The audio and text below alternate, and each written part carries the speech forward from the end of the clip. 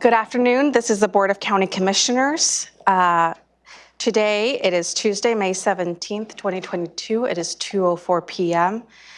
I'm Carolina Mejia. I'm the chair of the board. To my right is Vice Chair Ty Menser. To his right is, I apologize, Commissioner Gary Edwards joining us via Zoom. And as well as County Manager Ramiro Chavez and Clerk of the Board Jamie Caldwell. We have several staff members joining us here in person today, but we will start the agenda with a Pledge of Allegiance to be led by Commissioner Menser. Thank you for joining me in the pledge. I pledge allegiance to the flag of the United States of America and to the republic for which it stands, one nation under God, indivisible, with liberty and justice for all.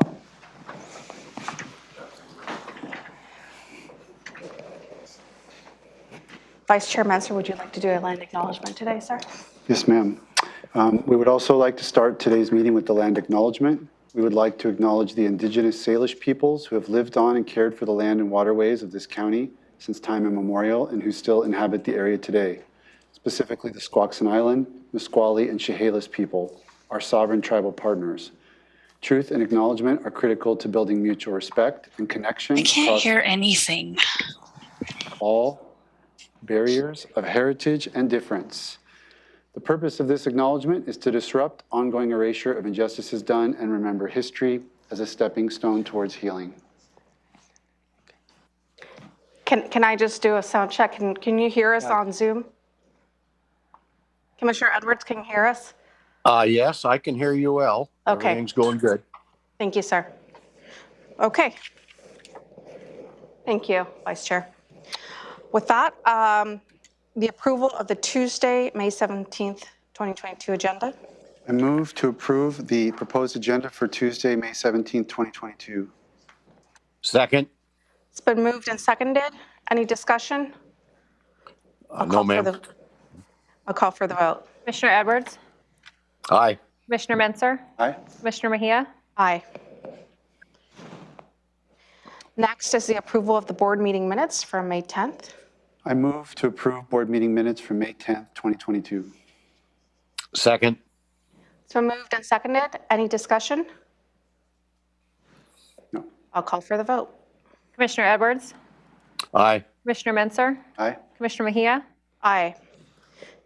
Today we have two presentations. The first one is a proclamation for National Public Works Week. And we have Jennifer Walker, Public Works Director. Good afternoon, Commissioners. Thank you for the opportunity to be able to bring this proclamation forward to the board for consideration. We have a number of Public Works staff in the audience and also quite a few on Zoom. They'll be turning their cameras on. So this year marks the 62nd annual National Public Works Week, where we have the opportunity to recognize the essential services provided by Public Works professionals and highlight for the public how Public Works improves their everyday quality of life. As is our tradition, when asking the board to consider this proclamation, we like to showcase the varied careers that exist within Public Works. So each year we select a different Public Works team member to introduce the theme for National Public Works Week. This year we're highlighting the Road Operations Group, which is led by Road Operations Manager Mike Lohman. Mike has been the Road Operations Manager since January of this year. He promoted up from his supervisor position. He leads a team of 65 Public Works professionals with the primary responsibility of maintaining over 1,000 miles of county roads, as well as the county parks and trail system. In the last year, despite the pandemic-related supply chain shortages, 2 significant storm events, and an extreme heat wave in the Puget Sound region, Mike and his team kept things moving. They swept more than 2,100 miles of road surface, cleaned 832 catch basins, and cleared 33,000 feet of pipes, ditches, drains, and ponds. Their work was critical to keeping roads safe during the flooding events in February, where they helped provide more than 11,000 sandbags to impacted communities. And afterward, when they worked with the county engineering staff on an emergency fix to a collapsing culvert under Country Club Road. So the efforts by Mike and the road operations team are some of the reasons why we celebrate their work each year during National Public Works Week. And at this time, I will ask Mike to come up and say a few words and also introduce the Public Works theme this year. Thanks, Jennifer. Good afternoon, Commissioners. My name is Mike Lohman, Road Operations Division Manager for Thurston County Public Works, and I'm proud to announce the theme for National Public Works Week 2022. This year's theme is titled Ready and Resilient. It encourages us to consider public works professionals as our everyday superheroes.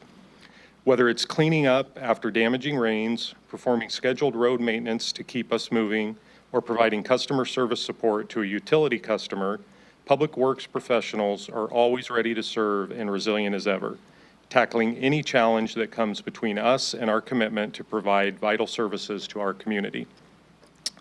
In transportation, water, wastewater and stormwater treatment, public buildings and spaces, parks and trails, garbage and recycling, and right-of-way management, we welcome the opportunity to serve. On behalf of Thurston County Public Works, we hope that you will consider proclaiming May 15th through the 21st as National Public Works Week and join us in celebrating public works professionals here and throughout the nation. Thank you. Thank you. Okay. So with that, Commissioner, Jennifer, were you going to? No, okay. I'll just stand up here. Commissioner Edwards, any comments? Well, maybe just a quick question. How did we do in the rodeo, or did you have the rodeo this time around because of COVID? We are having it, and actually is going to be held on Thursday from 8:30 to noon. Okay, I know it's a real skills event. I've observed it in the past. I don't want to participate. I would be running over things. So I just want you all to know that you guys are the unsung heroes when you really think about it, because you're what really keeps our society moving along. So thank you all very much. Thank you. Commissioner Menser? I hope you guys saved the best for last at the rodeo, because I'm going to catch the last tail end of it. We will. I want to thank the Public Works Department and staff. Commissioners get a lot of criticism. We hear the negative about different aspects of what's going on, county government, different departments. But I would say that 2/3, 3/4 of the time when I get kudos, which happens once in a while, it's the Public Works Department that gets those kudos, which just tells me that a lot of good work's going on and that the community really appreciates the work that's going on. So thank you. And I know we've got a proclamation. It was Wear Orange to Work Day today, and I tried to do my best, but for the proclamation, I will put on my... Thank you. Mike's got the same color orange as me. I wasn't sure if it was orange enough, but...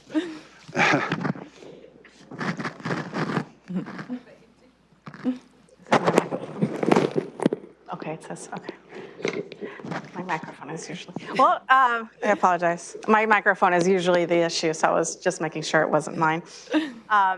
I just want to say thank you to the Public Works staff. I like what Mike said, the everyday superheroes. I feel that really kind of captures everything that you all do every day. You keep this community running smoothly. And we usually, like Commissioner Menser said, we usually hear about the bad things. And when we do hear about the good, it's really good. But you really, I don't think that really captures, what you do every day and the impact that you have to make this community run as smoothly as it does. So thank you so much, really, for all your effort in keeping this town running 24/7. And County Manager. I couldn't pass this opportunity really to say thank you to all of you. As a former Public Works Director And somebody who has gone through their career within the public works arena understands the effort and the commitment that each one of you put every single day. You just went through the statistics, on Mike's group, but it's so broad what your responsibility is. From the minute stuff, like patching a pothole, to making sure that a down stop sign is replaced within 24 hours. That level of response and the level of service to our residents is just incredible. And later on, I will have another accolade for you, for the department. But I'd just like to extend my deep appreciation for everything that you do on a daily basis. It's nothing but remarkable for what you do, and the residents of Thurston County should be proud of your actions. So thank you. Thank you. I think we have an amazing Public Works team. You see some of them here today, some of them on the camera, that understand the role that they have and the importance that they have. And this is, the one time that gets marked out of the year to be able to say thank you to them. So thank you for that. Appreciate it. Okay, with that, I'm ready for a proclamation. Okay. Thurston County Proclamation, National Public Works Week. Whereas the year 2022 marks the 62nd Annual National Public Works Week, sponsored by the American Public Works Association. And whereas public works professionals focus on infrastructure, facilities, and services that are of vital importance to sustainable and resilient communities and to the health, safety, and quality of life of the people of Thurston County. And whereas such infrastructure and facilities include more than 1,000 miles of roadway, 17,000 traffic signs, 1,000 streetlights, 147 bridges, 1,170 miles of county-wide stormwater systems, 106 miles of sidewalks, 2,578 acres of parks land, 57 miles of river, 56 miles of trails, 3 water systems, 4 wastewater systems, and 3 solid waste facilities. And whereas these infrastructure facilities and services could not be provided without the dedicated efforts of more than 200 public works professionals in Thurston County who plan, design, build, operate, and maintain them. And whereas it is in the public interest for residents, civic leaders, and children in Thurston County to gain knowledge of and maintain an ongoing interest and understanding of the importance of public works and public works programs in their respective communities. Now, therefore, be it resolved, the Board of Thurston County Commissioners hereby proclaims May 15th through May 21st, 2022 as National Public Works Week in Thurston County and urges all residents to join in recognizing the substantial contributions public works professionals make to protect our health, safety, and quality of life. Adopted the 17th day of May, 2022, Board of County Commissioners.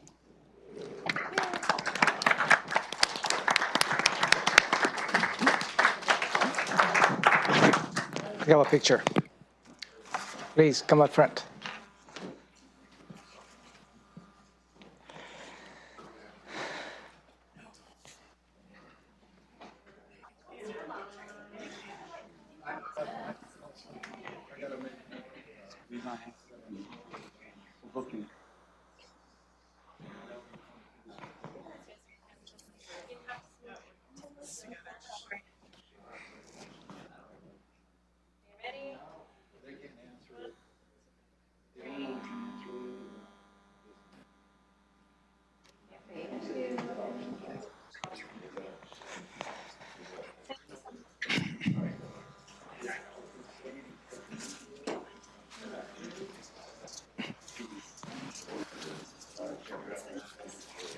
Those are some poignant years.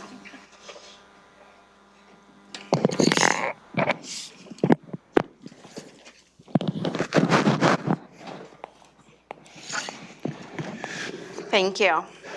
Our next presentation is another presentation from Public Works, and it's the American Public Works Association State and National Project of the Year Awards for Albany Stormwater Pond. And Tim Wilson, our Water Resource Manager, is going to present this. Good afternoon, Commissioners. Good afternoon, County Manager. I am Tim Wilson. I'm the Water Resources Manager with Public Works. In addition to a host of other Public Works employees here today, we have Nate Ensley online, who is our Senior Water Resources Engineer with Water Resources. We have Miriam Villasian from CPED, who partners with us on stormwater capital projects. And we brought in from retirement for a day, Mark Maurer, who is a retired senior stormwater engineer.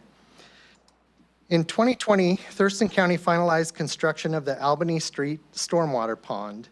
The project is located in Rochester, west of Albany Street and just north of Highway 12. So 3 very brief slides to just show you the location before construction, during construction, and then after construction. This was an innovative project, innovative in that it considered community and environmental benefits beyond just stormwater conveyance, storage, and treatment. During the development of the project, the storm and surface water utility engaged with the local community to receive input on desired amenities included in the project, which resulted in a walking path with educational stormwater signage, along with a built-in amphitheater, which can be used for environmental education and for use during public gatherings. Also built into the project were safety improvements, including a new crosswalk allowing for safer connection with the adjacent Rochester Community Park. During the project planning phase, the county also considered how the design of the project could positively affect aquifer recharge and stream flow conditions in the Black River. Can we move? Oh, there we go. Back up one. Thank you. Ultimately, the project design resulted in multiple environmental, community, amenity, and safety benefits.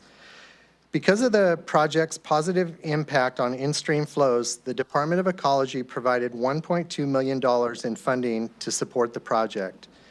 The project was designed by Herrera Consulting and constructed by Pavetta Construction. We can go on to the next slide. And this is a photo of staff and our partners receiving the award. In April 2022, Thurston County Public Works received from the Washington chapter of the American Public Works Association, or APWA, a Project of the Year award for the Albany Pond project. The award recognizes the Albany Pond as APWA's Project of the Year for environmental projects with a cost of less than $5 million. Additionally, Public Works has been notified by the APWA the project is one of 22 projects nationwide which will receive Project of the Year awards this August in Charlotte, North Carolina. Public Works is pleased with the environmental and community benefits of this project, and although this was a project managed by Public Works, the efforts for this project were a true countywide effort. We want to take the opportunity to recognize Mark Maurer, if we can get him up there, Senior Water Resources Engineer, retired. Mark was the project engineer for this project, and it was largely his creative, outside-the-box thinking which led to this project being built. We would also like to thank Miriam Villasian, Education and Outreach Specialist 2 with CPED. Miriam, among other contributions to the project, developed the project overview submitted to APWA, which resulted in Public Works receiving the awards. Next slide, please. And lastly, we would like to thank you, the Board of County Commissioners, for your support of Public Works capital projects. Through projects like the Albany Stormwater Pond project, we are all working to make Thurston County a great place to live, work, and play. And with that, I would take any questions you may have. Questions, comments? Commissioner Edwards? Well, I don't think I have any questions, but I do have a comment. I know there's a lot of people down there in that Rochester flat, right around there, that are tickled to death with Mark and Miriam's work on this project. So you've made a lot of people happy, and I'll just convey a thank you from all those folks to you folks. So thank you very much for all you do. Thank you. Thank you. Commissioner Menser? No questions. We've been tracking this program kind of during the time window that I've been on the board. And we actually presented the elements at our Rochester meeting back in 2019. And It was great to see it. And then I got to go out. It was a feature of for the Chehalis Basin Partnership, as I'm on that team that helped develop the Streamflow Restoration Act Watershed Plan, and we went out and viewed a number of projects so that we could sort of see on the ground how they worked, and that was one of the featured projects, and Public Works engineers were out there explaining it. So I got to see firsthand kind of what goes into a project like that, and now to see the recognition on the back end, pretty cool. So, good job. Yeah, great job, Public Works team. I got to be down there when you received the award, so it was definitely an honor. Okay. Thank you.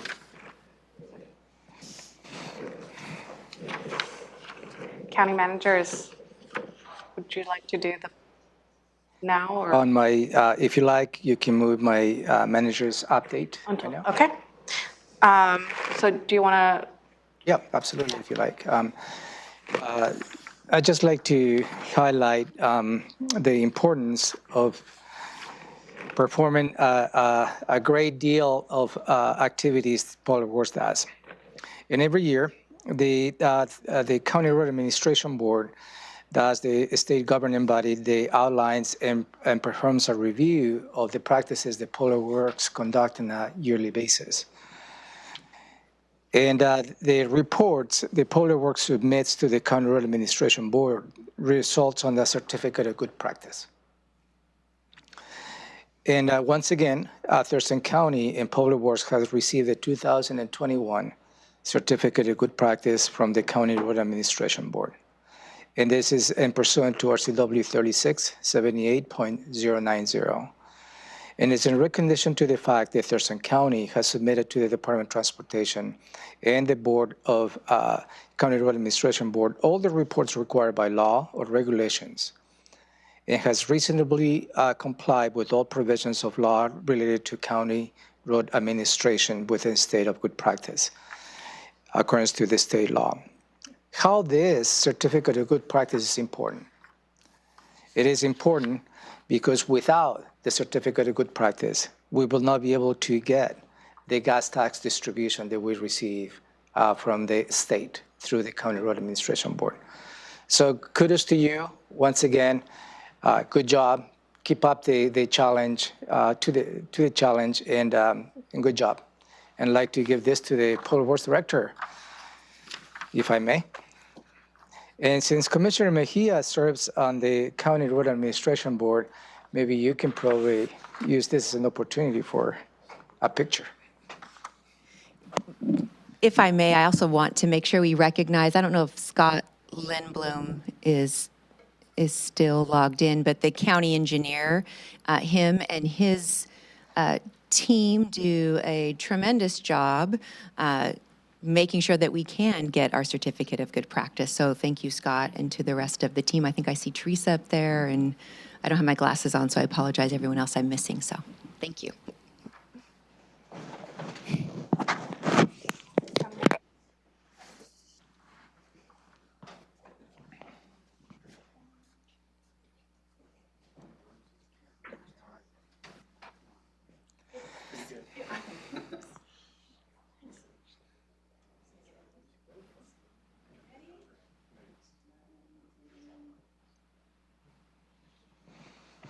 Excellent. You can pass that.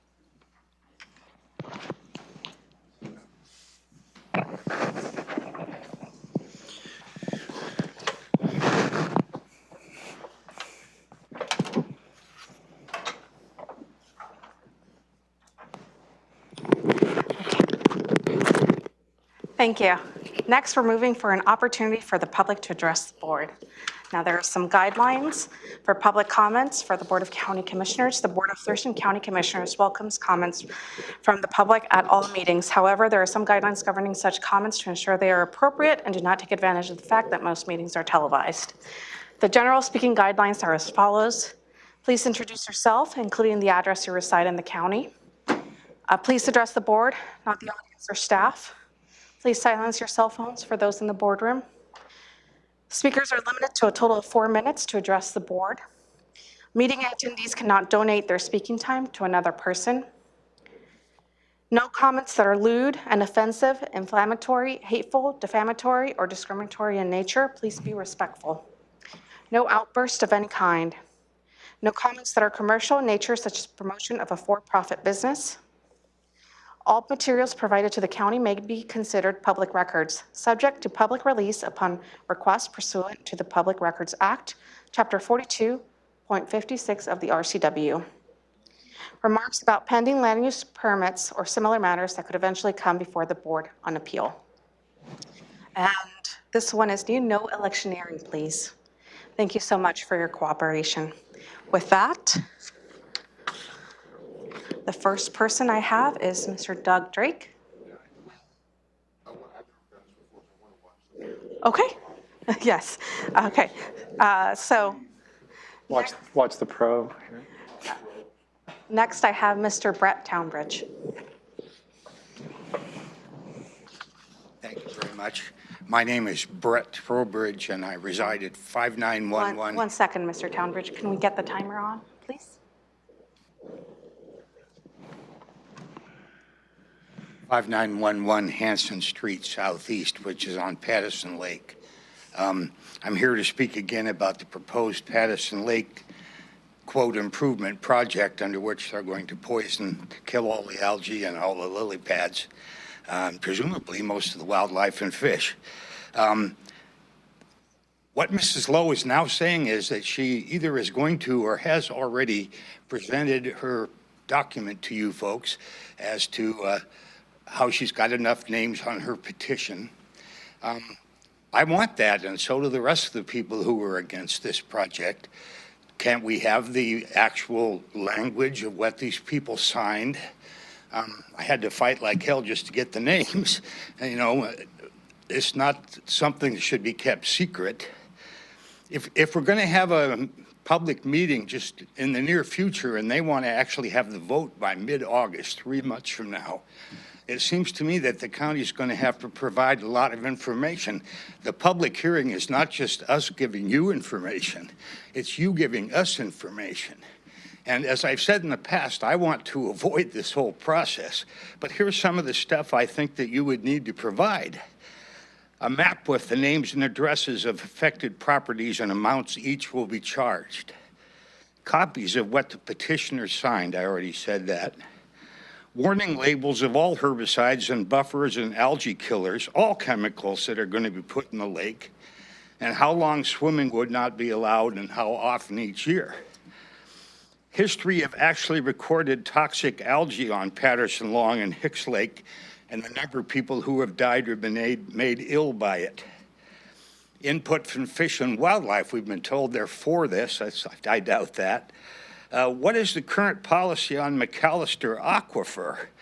I talked to a pretty high up person in the county government the other day, and this person told me that the county policy now is that Patterson Lake doesn't drain into the Mcallister Aquifer where the new wellhead is, less than a half mile from Mcallister Springs. Okay, if it doesn't, then that new wellhead, what is its catchment area? Where does the water come for that new wellhead? And if it doesn't come from us, I've asked for this repeatedly, that you give us some data on, you know, I told you that you've already said that 8% of Long Lake's water goes into the aquifer. So what about Patterson Lake? Is there going to be an EIS? And if so, when? And what is the plan? How many poisonous days and flocculent days is there going to be each year? And what is the proposed budget? We know it's going to be $100,000 a year. That's considerably less than Long Lake and Hicks Lake are paying. Seems like a bait and switch to me. You know, I'm afraid it's going to be raised up to the same height as everybody else. After all, the plan was for a 3-lake setup, right? That's what all the language has been about. What about mitigation plans for preservation of wildlife, fish, and wetlands and nearby wells? And the short answer to all of this is that this is a time for you two, who I think really agree with me on most of this, to put some input. You know, what happened last time around was that we actually had a list proving that the vote was going to fail because it was based on feet. So we just took the biggest ones and called them first. It only took 11 calls and we found out we had more than 50%, but the county commissioners still wanted to have a vote. It's not fair not to have a vote. Once we've gone this far, we have to have a vote. This is the time now to tell them that they have to have conservation districts or some kind of mitigation for, otherwise it's true. It's not hyperbole what I'm saying. They're destroying every plant in the lake. That's their goal. Thank you. Thank you. Next, Mr. Terry Ballard.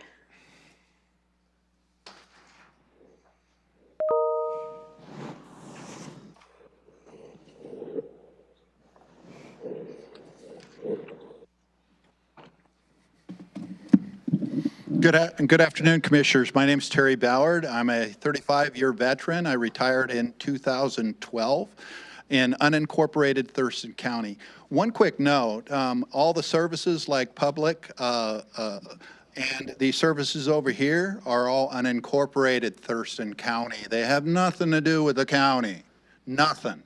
Okay? They're funded by the road fund. They're funded by unincorporated road fund.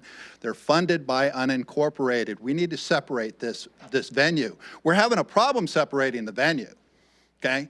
Because I got a manager over here that tells me that a mental health fund and a veteran fund and a road fund was not used for the 3,000 Pacific building called the atrium.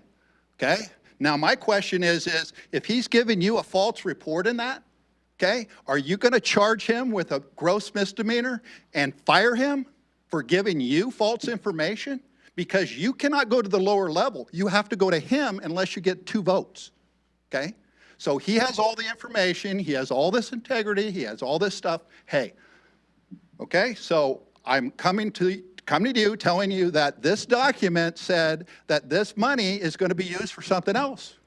And then we got a road fund up here, we got public works up here that are dying, okay? Because they don't have the funds to do whatever they need to do because you're robbing it from the road fund and putting it into the general fund. And it has nothing to do with the general fund. Case in point, a person just came here and said about a lake district. Why do we have lake districts? Is that for the land, or is that the lake that's owned by the state? Why are we spending money out of a lake district, okay, not on the land, not specific to the land, but for the lake? Shouldn't we get that money back? Shouldn't the lake districts get that money back from state? They own the lakes. What's going on there?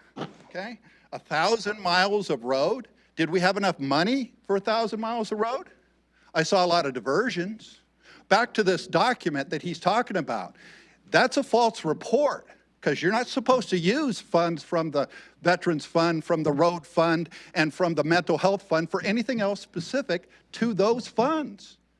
Okay? So if that document exists in any way, shape, or form, that's another false report. Okay? I'm getting tired of coming up here and called a liar. Okay? Just like my septic fees. Later on, your health department said that I was right because Mr. Pettit reported it. What's going on there? Okay? Now I'm a liar because this document has nothing to do with 3,000 Pacific? That's my challenge, if it does. If the document has anything to do with the general funds, okay? It's fraud. It's fraud. I think we're out of money because you can't spend it. You can't spend what you have in your fund currently on what you want to do. You can't. I think we're out of money. I think we need to do a AAA. I think we need to do a AAA audit on this. Okay? And there again, converting for 20 minutes. How are my homeless doing and how are the homeless doing in the districts? How many people we get off the street?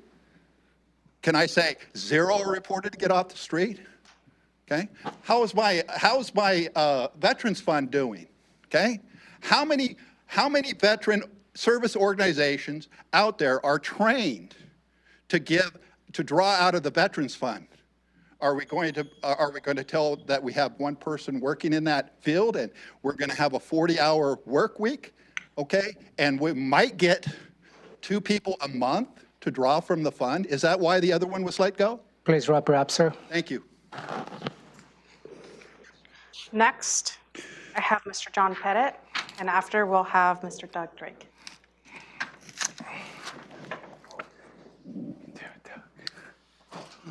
Good afternoon, Commissioners. My name is John Pettit. I live out on Rich Road. I have, previously I sent in a little list of questions which you already have, and I may address that, but there's something I want to address first. And in particular, Commissioner Edwards isn't here today, and he's not actually one that I'm giving particular direction on this, but Commissioner Mejia and Commissioner Menzer, I have big direction on this. And that has to do with the intentions of spending money. One, of course, for 3000 Pacific, the Atrium project, $6 million. And then in about a week from now, you're going to get a figure given to you about the alleged thought you want to convert this complex to a law and justice center, which will probably run about $120 million. What you're not telling anybody is that it is your intention. You two commissioners have heard it. I've heard the county manager and the assistant county manager tell you. You are wanting to use strictly funds from the unincorporated portion of Thurston County. That's it. You're deciding that only unincorporated portions will be used. Taxes from them will be the only source for doing your projects, your I don't want to call it a political agenda project, but you're doing your projects. Who do you represent? Do you guys only represent the people inside the cities? Every taxpayer in the outer portion of the county should be standing up and saying, we don't want anything to do with either one of you. You aren't representing us. This is taxation without representation. You're not representing them when you're saying, we want you to do all the paying. Now, you know what? If you think I'm wrong about this, step it up and feel free to address that issue. But you know I'm right. Commissioner Menzer even at one point pointed out, well, we got to get the money from somewhere.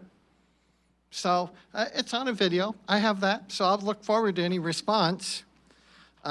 I really don't want a response from the county manager on this particular topic because based upon previous responses, he's not always considered to be very truthful about a lot of issues. So I'll move on to my questions that I was asking about. 3000 Pacific Avenue, of course, I'm opposed to that project to think that you want to move county services over there. I'm very opposed to spending $6 million over there. So I have a few questions. I haven't had an opportunity to look at the items that was presented for the voucher list yet, but I wanted to verify certain things. And to this, maybe you can answer, or even the county manager can tell us, but here's my questions. What date did the contract originally start between Thurston County and MJR or DM Ventures for Pacific regarding any aspect of 3000 Pacific Avenue? I asked that question because clearly if the voucher list that you just paid had payment for products that were done prior to a contract, somebody approved those expenditures. Anybody approving expenditures that weren't supposed to be there, it's an automatic firing. So maybe we'll find out who would did it if there's money that's been spent for that purpose from a time prior to October 28 of 2021, or if there's a voucher showing an expenditure that would include expenses prior to that time. Were any approved expenditures authorized for DM Ventures Pacific prior to the lease for the 3000 Pacific Avenue? That's the question that's coming up. We need to address that because you as commissioners have approved this particular area, which would be a misappropriation of funds. You need to pay it back. If so, who authorized the contract for the extra benefits? I mean, I took note of dates on plans and different things, and clearly there's a big question here. The date of the lease and the contract, October 28th, signed by Robin Campbell, although not properly signed with required initials. It's basically void or voidable. Is there any description of specific details as to what constitutes the tenant improvement? The answer is no, at least as far as I know. Maybe you have something. And was there a provision to pay DM Ventures for expenses of any type for the 3000 Pacific Avenue prior to signing the lease? Thank you very much. I'll look forward to the answers. Mr. Drake?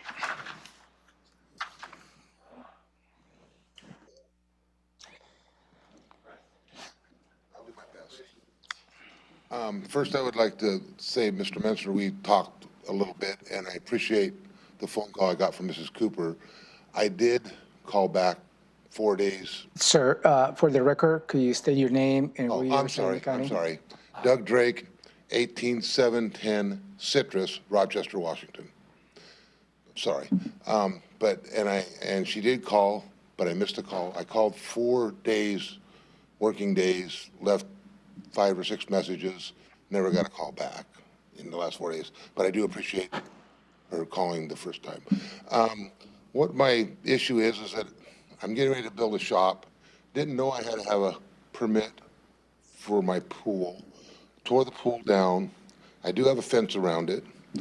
I come up here and come to find out to get a manufactured pool that's you buy from the store and put up takes the same amount of time to get a permit as it does for my shop that I had to get engineered, go for study, and come up and get a permit. 8 to 16 weeks. And I went over there today to talk to them a little bit to see what the specs were on it. And the only thing he told me was that they had to have a 4-foot fence around it, and the latch had to be 52 inches so a child cannot open it, which is fine. I can do the latch thing, but I already have a fence around it. I have grandkids, so I want them to be safe and my animals and any neighbors that could possibly get in there. But I just don't understand the 8 to 16 weeks to get a permit that's already, a pool's already been done. All I have to do is just set it up. I can understand the shop somewhat. That's a little difficult too, but I can deal with the shop permits and waiting. I'm trying to do the rules the way they're supposed to be. And then I go over here and the guy says, well, 8 to 16 weeks. And well, I guess you won't be able to have a pool till next summer. You want to tell my wife that? I got to deal with her. So I don't understand. I wish we could do something. If I could take pictures of my fence and my area, bring it up, get a permit, put it up, I'd love to do that. But I'd probably be the only person in Rochester that has a permit for a pool. So I guess I don't have much more to say. And I did the best I could. And I still got time, but I don't have nothing else to say. I just, thank you. Thank you, sir. Thank you. Okay. No.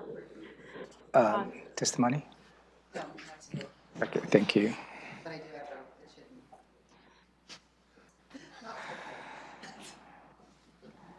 I'll go to the Zoom. For those who I recognize that may be members of the public, if I miss you, please correct me. First, I have Mrs. Esther Cronenberg. Go ahead, you have 4 minutes. Yeah, hi. Hi, Esther Cronenberg from Green Cove Watershed. I first want to mention that documents I submitted today regarding Black Lake Special District should be made part of the agency record. But I'm here really to talk, and I also want to thank the county for the Albany project, which is the only such water quality restoration project that the county has done in the last 4 years. Thank you for referring me to Art Story, with whom I spoke last week about the county's efforts to protect our water. I was heartened to hear the board had appropriated $500,000 granted through the state for public health to hire staff to monitor and enforce failing septics and for pollution identification. I want to thank the commissioners for diverting funding for this purpose, and to Mr. Story for doing the best he can with the staff and budget he has. The county is monitoring the shoreline near shellfish areas and investigating septics that failed pumper reports. It works with businesses whose discharges pose greater risks to the groundwater. A new staff member is putting together a calendar to systematically evaluate areas for water quality and sample discharges in streams and lakes. And there's a groundwater project in the Tri-Lakes area to look at water quality and the effects of land use on it. That's important work so we can at least have some idea of what's actually happening. In terms of WAC 173591 that established a strategic groundwater reserve, I learned that the little work the county has done focused on water quantity for the Upper County area. The county relies on the city's process of granting water rights when approving new uses. Considering the fact the county was told by USGS in 1988 that it was overdrawing water based on the rainfall then, before wholesale climate change, the subsequent explosion in growth, and the yearly drying up of our streams, I'm not confident about the quantity of water we actually have. Art told me that the county is not doing extensive water quality monitoring as a region. One effort he mentioned was a septic summit that was held several years back with the cities, county, and lot to get more septics converted to the sewers.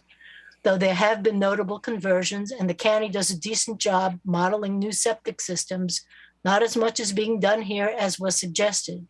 And putting more houses on sewers doesn't help protect the groundwater, as the wastewater coming out of lot has thousands of chemicals coming out that are not tested. I asked Art how the county could better protect water quality. He said we need a comprehensive program that includes better monitoring of surface water and septic systems and their maintenance, and a regional program to look at groundwater resources. What's lacking is the means to gather and evaluate information due to deficiencies of budget and the right type of staffing to do these studies. He thought it would be best if we had a broader plan that included people with an interest in water quality and with the expertise to see what we're missing, and from there go forward with staffing and monitoring. An adequate monitoring program is the only way to tell if the county is in violation of Clean Water Act law. Right now, the county does not routinely test for chemicals. It does not routinely test for chemicals. I note again that the county's use of chemicals increased from less than 200 pounds in 2016 to 3,500 in 2020, not including the huge increase in alum, which has since been included in the EPA's list of toxic substances. The fact is we do not know what's in the water because we're not looking. This head in the sand approach can have devastating consequences. A quick Google search for contaminated groundwater yields dozens of articles from around the country of towns and cities whose water has become contaminated. 108 military bases are contaminated with PFAs, the forever 10 chemical, seconds. including here, but we don't look for it. A May 16 Seattle Times article showed 146 sites in the county with aging gasoline storage tanks that present an environmental hazard. Once the groundwater is contaminated, near impossible to clean up. It's financially and morally Please wrap foolish. it up, ma'am. Please wrap it up. Well, I will. It's morally foolish not to deal with this ubiquitous problem before it's too late to take preventative action. I urge the commissioners to act with good sense and prudence and halt the use of toxic chemicals in the county until the testing program is established to ascertain what's actually in the water. Thank you. Thank you. Madam Chair, could I briefly respond? Yes, go ahead. Ms. Cronenberg may be interested. She mentioned residual chemicals in wastewater, and at the May 11th lot meeting, there was a lengthy presentation about that study that was done, and that study did include some surface water testing of chemicals in order to set baselines for the reclaimed water study. So I think that she would find information in that presentation that would bear on some of her questions and be of interest. I've seen that. That's talking about reclaimed water. We're not talking about the water that goes through lot and the water that's just dischargely going through the stormwater. I understand, but as I said, the study did do some surface water testing. It's not ongoing, but it was done to incorporate it in the study and sort of use as comparison and baselines. And there's a little bit of information in there about what kind of chemicals are in our surface water. Thank you. I'm familiar with that. I'm more concerned about the strategic groundwater reservation, which hasn't been tested. Okay, thank you, ma'am. Next, I have a phone number with the last 4 digits of 5287. Hello? Yeah, go ahead. This is Jerry Durker. Yeah, go ahead. You have 4 minutes. Jerry Durker. And I live at on Cooper Point Road in just next to Olympia in unincorporated Thurston County. I would like to note that I sued the county and the state and the federal government over the use of the experimental herbicide Floridone in the Long Lake, Patterson Lake system back in 1991, I believe it was, for several years and stuff, and established, and I wrote the geological hazard report on the Northern Tiers Pipeline site certification application to the Energy Facility Site Evaluation Council in 1978, and did a geological and hydrological study on Thurston County, as well as the rest of the 1,581-mile long pipeline route for 20 miles on each side. And believe me, the water from Patterson Lake goes into the aquifer there, and it is part of the strategic groundwater preserve. It's called the part of the lake's geologically sensitive region. And anyone that says that Patterson Lake water doesn't go into our drinking water is lying. Two, I want to thank the county for finally giving us a copy of the response from Phillips Burgess and Heather Burgess, who's the attorney for Phillips Burgess, one of the lead attorneys there, who's the attorney for the Black Lake Special District, which and this response was also had contributions from the bond counsel, Dina Gregory from Pacifica Law Group, both of whom testified at the hearing, the sham legislative hearing that was not an adjudicative hearing, even though our rights and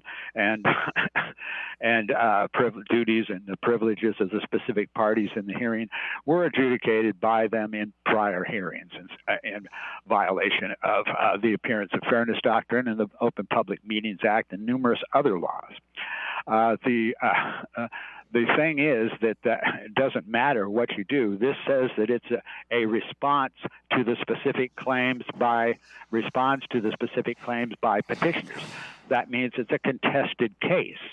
Any contested case has to be done under the quasi-judicial actions. That's according to RCW 4236010, as I've told you, and that's the Appearance of Fairness Doctrine statute.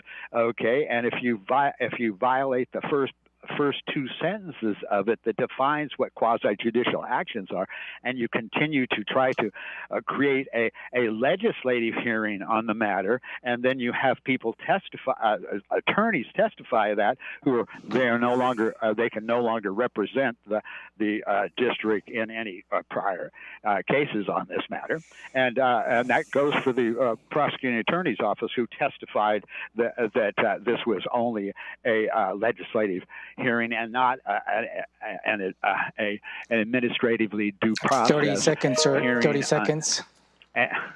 That's a quasi-judicial hearing. And so you've established that this was a contested case, and any other case proceeding, any other contested case proceeding has to be done in that kind of thing. And so you've already, this is a cover-up of what you're doing and stuff. And so everything you do, when you're done, just let us know so that we can name each one of you and any appeals of these matters in the federal courts. Please wrap it up. Have a wonderful day. Okay. And I believe that will cover public testimony today. Okay. Thank you. With that, we'll move on to consent items. Is there a motion? I move to approve consent item 3A. Second? Second. So moved and seconded. Any discussion? I'll call for the vote. Commissioner Edwards? Aye. Commissioner Menser? Aye. Commissioner Mejia? Aye. Motion passes. Next, department items. We'll go to item 4A from the auditor's office. It's the approval of the voucher list. Yeah, thank you, Madam Chair. I will cover this item. Normally, this item is on your consent agenda, and which includes the voucher list. In this case, is for May 2nd, 2022, the week of May 2nd, 2022, which has a combined amount of $2,769,762.18. Commissioner Edwards has asked for staff to review the voucher list. If there's any items associated with the payments to the atrium to be bring as a department item. In this particular voucher list, again for the week of May 2nd, 2022, on page 81 includes a payment related to the atrium tenant improvements for $5,686.07. Thank you. Any questions? Commissioner Edwards?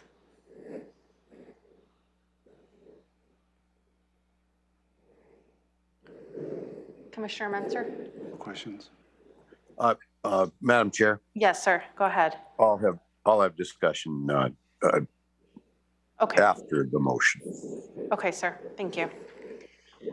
With that, I'm ready for a motion. I move to approve the voucher list for week of May 2nd, 2022 for a combined amount of $2,769,762.18. Okay, I'll second. It's been moved and seconded. Any discussion? And Commissioner Edwards, go ahead, sir. Yes, ma'am. I did ask the county manager to flag anything having to do with the atrium at this point. And my concern is, although I will say Mr. Pettit brought up a couple of things that are new, I think I'll have to have a chance to look at that and see if there's a follow-up question. But my main concern is that we have a procurement policy here in Thurston County, and it's a direct reflection of the state procurement policy. And I can find nothing in either the county or the state that gives authority to the county to bypass the state or county law having to do with procurement policy on bidding. And I can't find that there has been in any bidding, competitive bidding for expenditure of these funds. And so that's why I've asked to be able to vote on this separately, as I don't feel it is an appropriate expenditure. And there will be a few other questions I can see that have been brought forward, but I guess I would ask maybe one other thing. Is it true, or maybe this is the county manager, that we're only spending county residents, unincorporated county residents' dollars on these projects? Is that a true statement? What projects, Commissioner? On the atrium project and the tenant improvements are generated by the real estate excise tax 1. But that's only collected in the unincorporated area of Thurston County, right? That's all the transactions allowed by the real estate excise tax 1. Right, but I mean, it is the unincorporated area that we're getting that revenue from, right? Yeah, I believe so, sir. Okay, well, more to come on that, but that's the reason that I've asked that I be able to vote against this particular topic. So that's it for now, Madam Chair. Thank you, sir. Thank you, sir. Okay, with that, is there any more discussion? I'll call for the, I don't know. No more discussion for me. I'll call for the vote. Commissioner Edwards? Nay. Commissioner Menzer? Aye. Commissioner Mejia? Aye. Next is Public Health and Social Services, item 5A, Treatment Sales Tax Community Grant Awards. And Carrie Hennon, Program Manager, is here. Good afternoon, Commissioners. Carrie Hennon, Public Health and Social Services.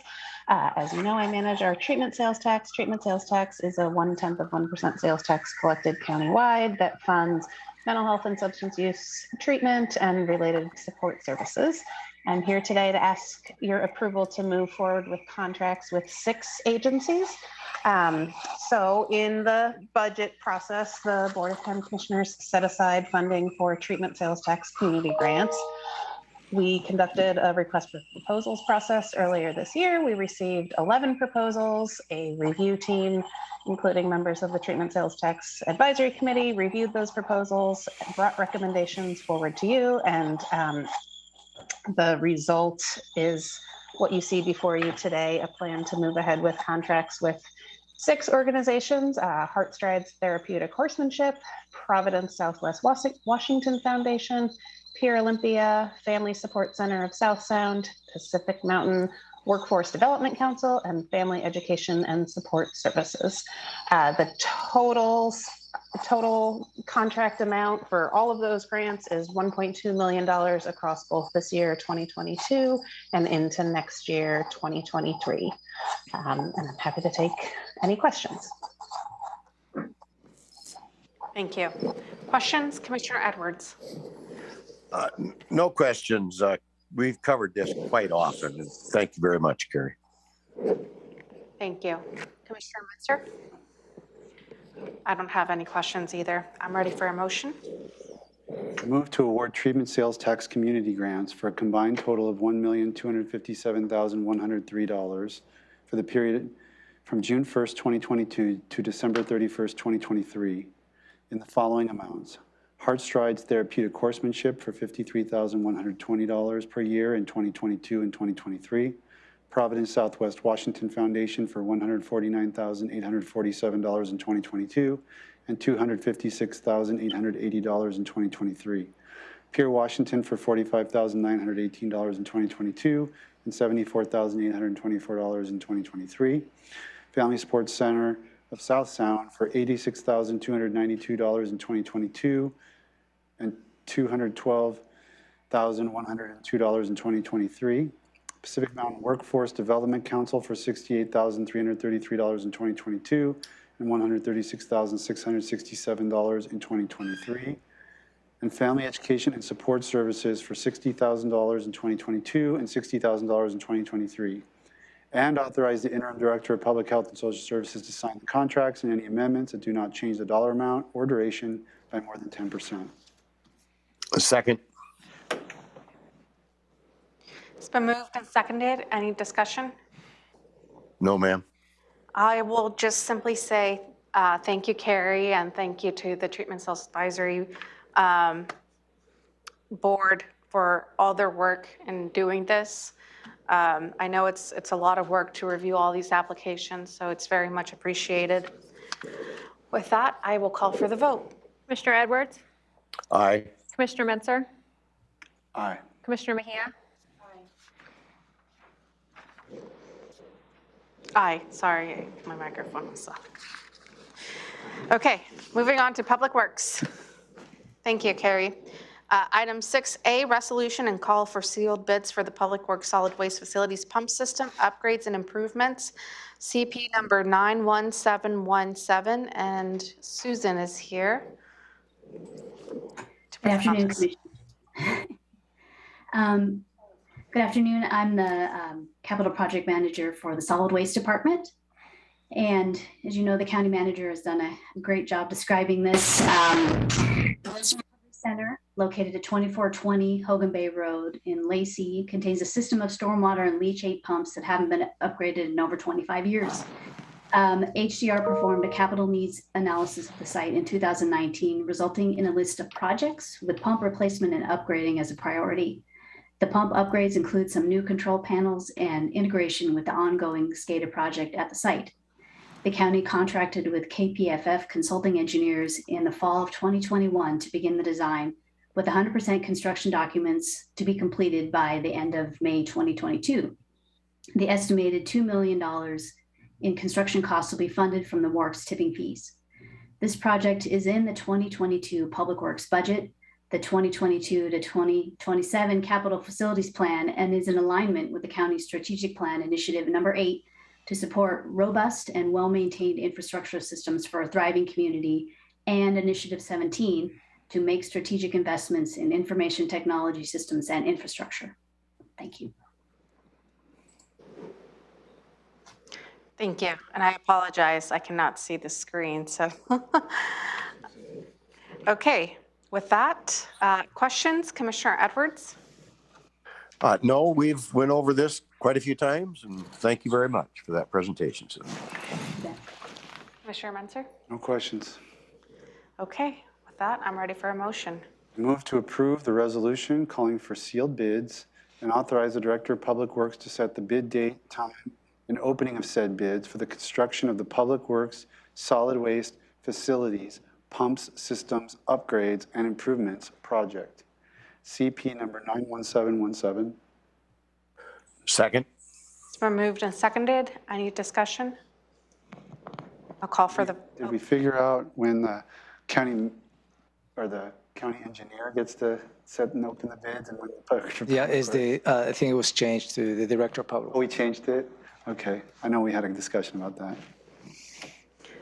Okay, I'll call for the vote. Commissioner Edwards? Aye. Commissioner Menzer? Aye. Commissioner Mejia? Aye. Motion passes. Thank you. Thank you. Item 6B, a resolution and call for sealed bids for the Boston Harbor Road Northeast Stormwater Conveyance and Outfall Improvements, CP number 27W15. And Nate Ensley is here, Senior Water Resources Engineer. Thank you. Good afternoon, Commissioners. The Boston Harbor Road Northeast Stormwater Conveyance and Outfall Improvements Project seeks to address two stormwater concerns in the Boston Harbor neighborhood.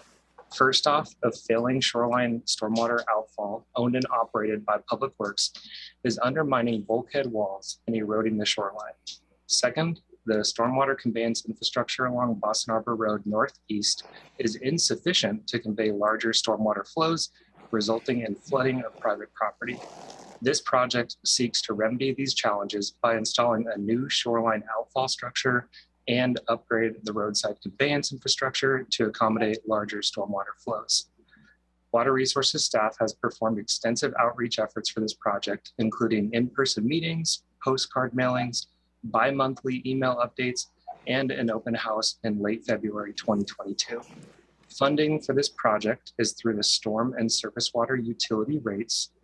This project is included in the 2022 through 2023 Public Works budget and the 2022 through 2027 Capital Improvement Program, or CIP, and is in alignment with the county's strategic plan initiative number 8 to support robust and well-maintained infrastructure systems for a thriving community. Thank you.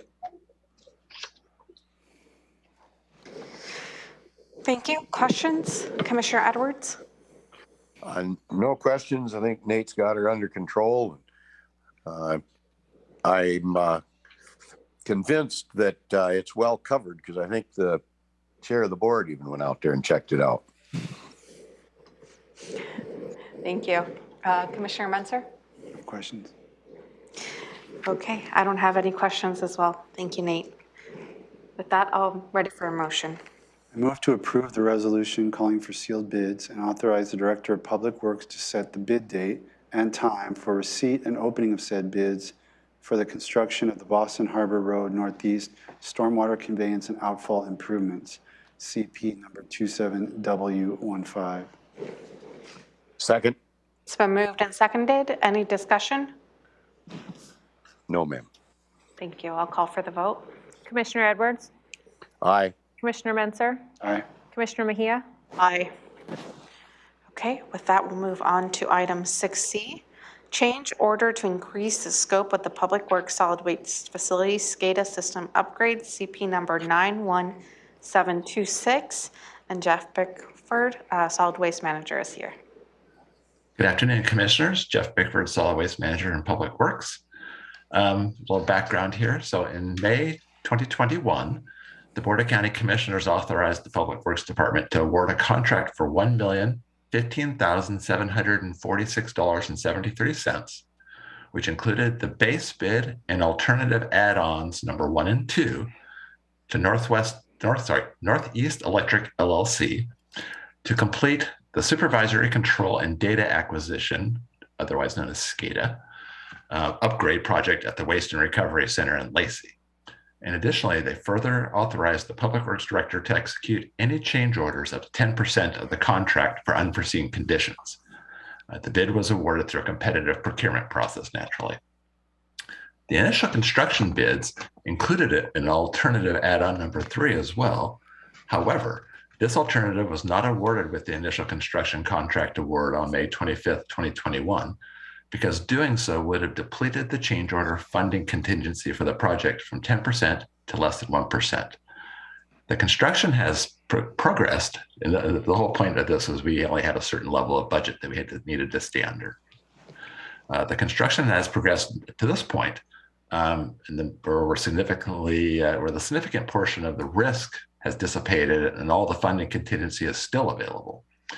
So the contractor's bid for this alternative add-on number 3 initially was $106,275.63, which included control system upgrades for 3 condensate sumps, which are related to the landfill gas system, as well as a leachate pond aerator control station. So the change order scope of work that we are proposing here includes the 3 condensate sump control system upgrades for a total of $71,344.87, but does not include the leachate pond aerator control station system upgrade. Based upon analysis by our consultant as well as staff, we realized that the existing control function for that item was adequate and the additional expense was not warranted. So Public Works is requesting permission from the Board of County Commissioners to authorize the Director of Public Works to execute a change order with Northeast Electric LLC in the amount of $71,344.87. The condensate sump system upgrades will allow the landfill gas management to be more accurately controlled and monitored while we're maintaining the system operation within regulatory limits. This project, of course, is funded from solid waste disposal fees charged and is in the 2022-2023 Public Works budget, as well as the 2022 through 2027 Capital Facilities Plan. And I am going to answer any questions you might have. Thank you. Questions, Commissioner Edwards? No, ma'am. I think Jeff's done a great job on explaining that to us. Thank you. Thank you, Commissioner Menser. And I have no questions as well, so I'm ready for a motion. I move to authorize the Director of Public Works to execute a change order to increase the contract to the Public Works Solid Waste Facility Supervisory Control and Data Acquisition SCADA System Upgrade, CP number 91726, in the amount of $71,344.87 to $1,087,091.60, and authorize the Director of Public Works to execute any additional change orders for this project due to unforeseen conditions only, up to 10% of the contract amount, $108,709.16, or an aggregate of $1,195,800.70. Is there a second? There is a second. I just might point out that at least from the audio from my end, that was starting to get garbled. I just thought I'd mention that. Thank you. But yes, second. Okay. Thank you, sir, for letting us know. With that, any discussion? Hearing none, I'll call for the vote. Commissioner Edwards? Aye. Commissioner Menser? Aye. Commissioner Mejia? Aye. Motion passes. Could you hear that, Commissioner Edwards? Yes, that all came through well. Thank you. Okay. Thank you. Thank you, Commissioners. Thank you, Jeff. Okay, next to item 7. Commissioners will report on board work sessions and assigned committee meetings, providing updates on actions taken, as well as upcoming issues. Commissioner Edwards, we will start with you, sir. I think I want to focus mainly on childcare. I had an opportunity to attend the South Sound Military and Community Partnership Elected Officials Council and actually spoke to that group about several things. One was the buffer zone around the post, and then that was through the Sentinel Lands program. And I might mention that No, I'm gonna leave that part out because I'm gonna miss something on it. So, and the I-5 bridge issue. So that was all covered, but it ended up that actually childcare was one of the bigger issues, and it's actually a national security issue for our military folks. And if they can get across the bridge and get to work, if we fix that, that's one thing. But if we can't run our post because we can't find adequate civilian support to make it happen because of this whole problem with having enough childcare. So that ended up being the probably the most talked about portion of that meeting. And I explained to the folks up there that we were doing our part here in Thurston County to try and make some adjustments. But I can only say after that meeting, I think we better double down on our efforts to try and solve this problem for the working folks in our community. So I'll just let it go at that. Thank you, Mayor. Thank you, sir. Commissioner Menzer? Thank you. Events and work beyond kind of my assigned committees included a lot more work on the legacy forest issue. That included a meeting with a commissioner from Jefferson County who is essentially working on the issue up there. And then their Board of County Commissioners workshopped the issue yesterday afternoon, and I had a chance they actually invited me in as a panelist, so I got to kind of participate in a discussion with DNR and the Board of County Commissioners of Jefferson County and ask questions about what's going on and what the options are for counties who list trees. The Board of Health had a special meeting regarding the medical provider forum that I was able to attend. I was able to attend the WASAC Virtual Assembly. I was able to attend the community event downtown for the opening day of boating season. I was able to attend last night a values planning workshop for the Chehalis Basin land process. LAND stands for Local Action Non-Dam Alternative. This is a process looking for an alternative proposal to put forward to policymakers as an alternative to building the flood retention facility or dam that has been planned for many years. And that was hosted by the Chehalis tribe at the Great Wolf Lodge. They're working all day on that, and unfortunately I wasn't able to, even though I was invited, I'm here and not there, but there'll be a report out tomorrow at 10:30 that will be live streamed in case anyone's interested. Finally, I attended the Racial Justice Consortium Action Plan Workshop. This is an effort of the court system, the statewide, to look for ways to make the court system greater racial equity. And they came up with an action plan and presented that plan and got feedback from stakeholders. And I was able to have a follow-up with our presiding judge of Superior Court, Judge Wilson, she was in attendance as well. So we had a good conversation about the various elements of the action plan and what we could do in Thurston County to make our courts more equitable in terms of access and justice. So more to come on that. Thank you. Just FYI, I have asked the county manager to add the legacy forest topic to our planning session next Friday, because I'm getting a lot of individuals reaching out to me about it. And I know you've been working really hard on it, so I would just like to have a conversation and see if we can, if there's a messaging that, we need to give or something that we can get aligned on. Okay, thank you.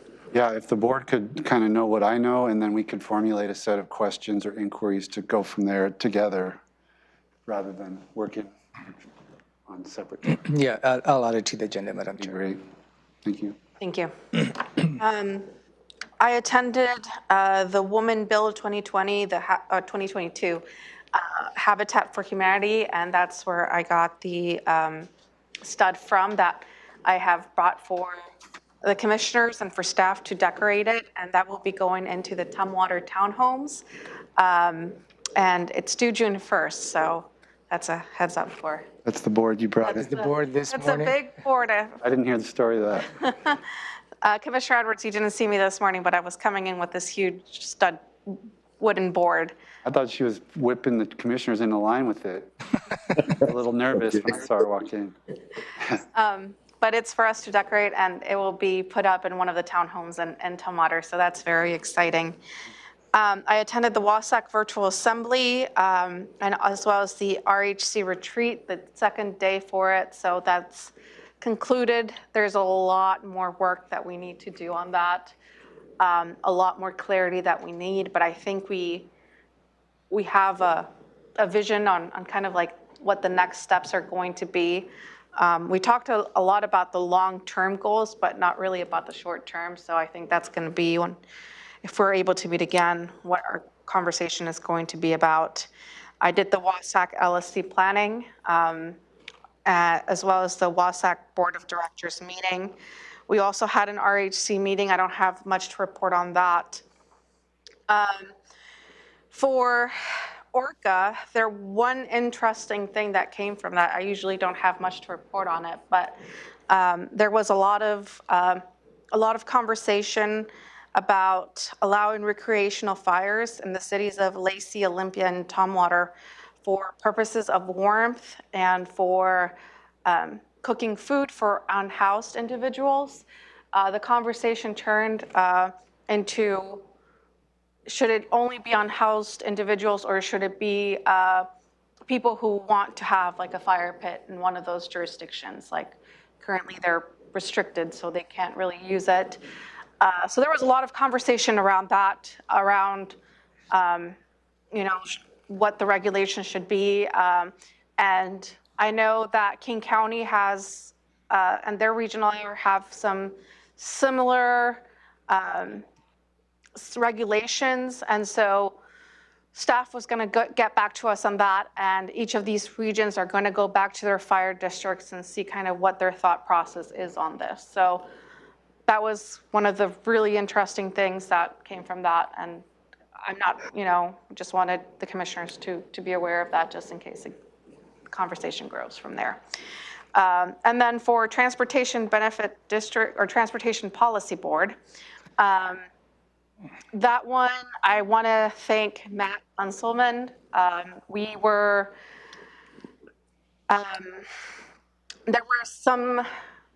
There was a proposal on the scope of basically some of the grants that they were going to do with the federal funding that was going to be coming in.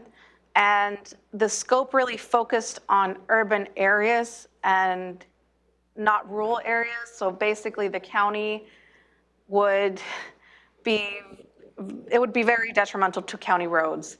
And we wouldn't really be, it wouldn't really be a competitive process because it would really focus on kind of the urban cities instead of county roads. And so they're gonna go back and redo those. Matt Unselman helped me present that at the Transportation Policy Board and how it can be more equitable, especially since our miles on road are so large. So that's another thing that I'll probably be reporting on as more of that information comes forth. They said they would meet with Scott Lindblom and try to come up with a scope that would work both for counties and for cities. So I told them that I hope that when that comes around, it was a little bit more equitable and we could at least be more competitive with our projects. So that is all I have to report on. With that, the county manager will review the Board of County Commissioners schedule for the week of May 17th, 2022. Thank you, Madam Chair. Let me walk you through your combined schedule for the upcoming week, where at least 2 commissioners will be present. You may have individual appointments on your individual calendars. This will not be part of my report. After this meeting, nothing for the remainder of the day. Moving on to Wednesday, May 18. At 11:30, you have been invited to participate on the Thurston County Chamber 117th Annual Meeting. That is going to be located in the Olympia Hotel, RL, located 2300 Evergreen Parkway Drive, Southwest in Olympia. At 1 in the afternoon, you have an executive session related to discussion with the prosecuting attorney's staff related to the atrium. 2 in the afternoon, tomorrow, Wednesday, May 18th, you have a briefing related to the Country Club Road Northwest, and that is the culvert replacement over the Green Cove Creek. Moving on to Thursday, May 19th. At 9 in the morning, you have a follow-up related to the public hearing you received on the operations of the Black Lake Special Use District. At 10, Thursday, May 19th, you have a budget amendment number 1. There's a follow-up to the briefing that we provided to the board. And at that point, we'll be asking you to make some preliminary decisions to move forward. Friday, May 20th, you have been invited to participate at 8 in the morning via virtual meeting to the South Thurston Economic Development Initiative study meeting. Nothing you combine the schedule during the weekend. Moving on to Monday, May 23rd, at noon, you have your Washington State Association of Counties virtual assembly. And that's all I have for you. Thank you. With that, it is 3:30. We are adjourned.